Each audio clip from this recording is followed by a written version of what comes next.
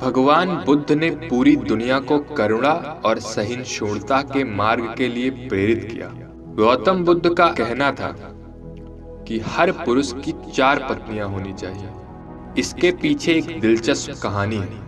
बुद्ध के प्रारंभिक उपदेश वाले 32 आगम सूत्रों में से एक में इस कहानी का जिक्र है। बुद्ध ने सुनाई 4 पत्नियों की कहानी। एक आदमी की 4 पत्नियां थी। प्राचीन भारत की सामाजिक व्यवस्था ऐसी थी जहां एक पुरुष कई पत्नियां रख सकता था। समय बीतने पर वो व्यक्ति बीमार पड़ गया और उसे अपनी मौत करीब दिखने लगी।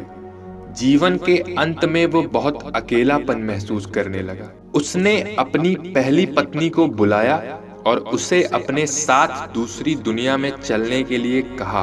व्यक्ति ने कहा, मेरी प्यारी पत्नी, मैंने तुम्हें दिन रात प्यार किया, जीवन भर तुम्हारा ख्याल रखा। अब मैं मरने वाला हूँ। क्या तुम मेरे साथ वहां चलोगी जहां मैं अपनी मृत्यु के बाद जाऊं? उसे उम्मीद थी कि उसकी पहली पत्नी का जवाब हाँ ही होगा, लेकिन उसने जवाब दिया, मेरे प्यारे पति, मुझे पता है कि आप हमेशा मुझसे प्यार करते थे और अब आपका अंत करीब है। ऐसे में अब आपसे अलग होने का समय आ गया है। अलविदा मेरे प्रिय। इसके बाद बीमार पुरुष ने अपनी दूसरी पत्नी को बिस्तर के पास बुलाया और मौत के बाद के सफर पर साथ चलने की विनती की। उसने कहा, मेरी प्यारी दूसरी पत्नी, तुम जानती हो कि मैंने तुम्हें कितना प्यार किया। कभी कभी मुझे डर लगता था कि तुम मुझे छोड़ दोगी, लेकिन मैंने तुम्हें दृढ़ता से थामे रखा। मेरी प्रिय, मेरे साथ दूसरे सफर पर चलो।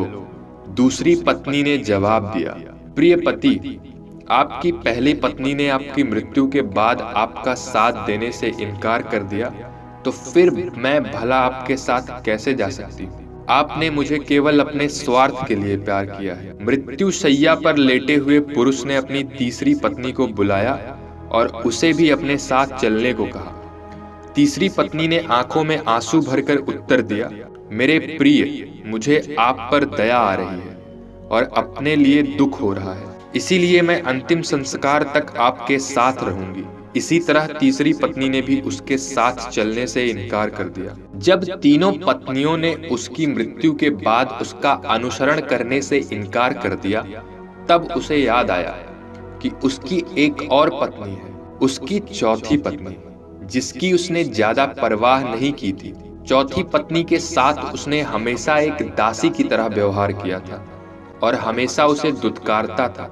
पुरुष ने सोचा कि अगर वह अब उससे अंतिम सफर पर साथ चलने को कहता है तो वो निश्चित रूप से मना कर देगी। हालांकि वो इतना ज्यादा डरा हुआ था और अकेलापन महसूस कर रहा था कि उसने अपनी चौथी पत्नी से भी दूसरी दुनिया में साथ चलने की गुजारिश की।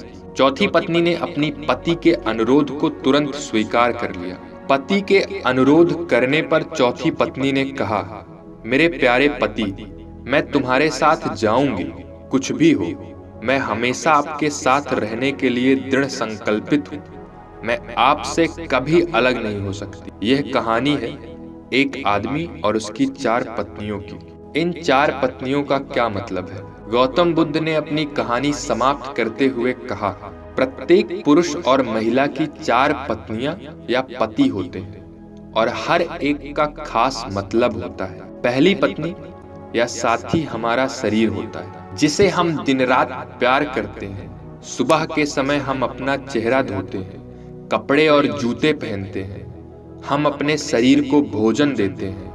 हम पहली पत्नी की तरह अपने शरीर का ख्याल रखते हैं, लेकिन दुर्भाग्य से जीवन के अंत में शरीर यानी पहली पत्नी हमें अगली दुनिया में नहीं ले जा सकती है। शव का अंतिम संस्कार किया जाता है। बुद्ध ने कहा, जब अंतिम सांस हमारे शरीर को छोड़ती है तो चेहरे का रंग बदल जाता है और हम अपने उज्जवल जीवन को खोने लगते हैं। हमारे प्रियजन इकट्ठा होकर विलाप कर सकते हैं, लेकिन इसका कोई फायदा नहीं होता है। ऐसे समय में शरीर को अंतिम संस्कार के लिए एक खुले मैदान में रख दिया जाता है और सिर्फ सफेद राख बच जाती है। यह हमारे शरीर का गंतव्य है। दूसरी पत्नी हमारे भाग्य, भौतिक चीजों, धन संपत्ति, प्रसिद्धि, पद और नौकरी को दर्शाती है। हम इन सभी भौतिक चीजों से काफी जुड़ाव महसूस करते हैं, जिसे पाने के लिए हमने कड़ी मेहनत की है। हम इन चीजों को खोने से डरते हैं और बहुत कुछ पाने की इच्छा रखते हैं, लेकिन इनकी कोई सीमा नहीं है। जीवन के अंत में ये चीजें मृत्यु तक हमारा पीछा नहीं कर सकती। हमारे भाग्य ने जो भी इकट्ठा किया है, हमें उसे छोड़ना ही होगा। हम इस दुनिया में खाली हाथ आए हैं और मृत्यु के समय भी हमारे हाथ खाली होते हैं।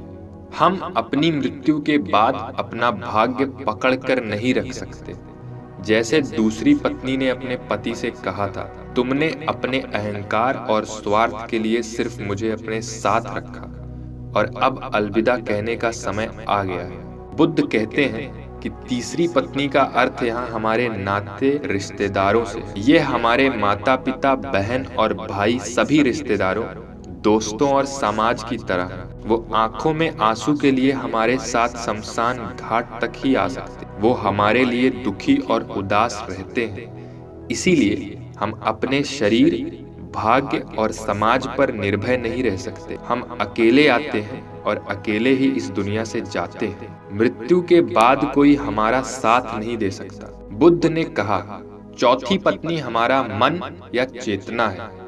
जब हम गहराई से यह पहचान जाते हैं कि हमारा मन क्रोध, लालच और असंतोष से भरा हुआ है, तो हम अपने जीवन को अच्छे नजरिए से देख पाते हैं। क्रोध, लोभ और असंतोष कर्म के नियम हैं।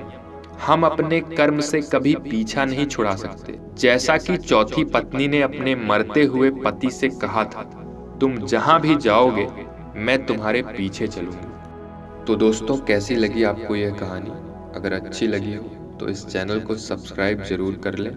तो मिलते हैं किसी और कहानी में। तब तक के लिए अपना और अपने परिवार का ख्याल रखें।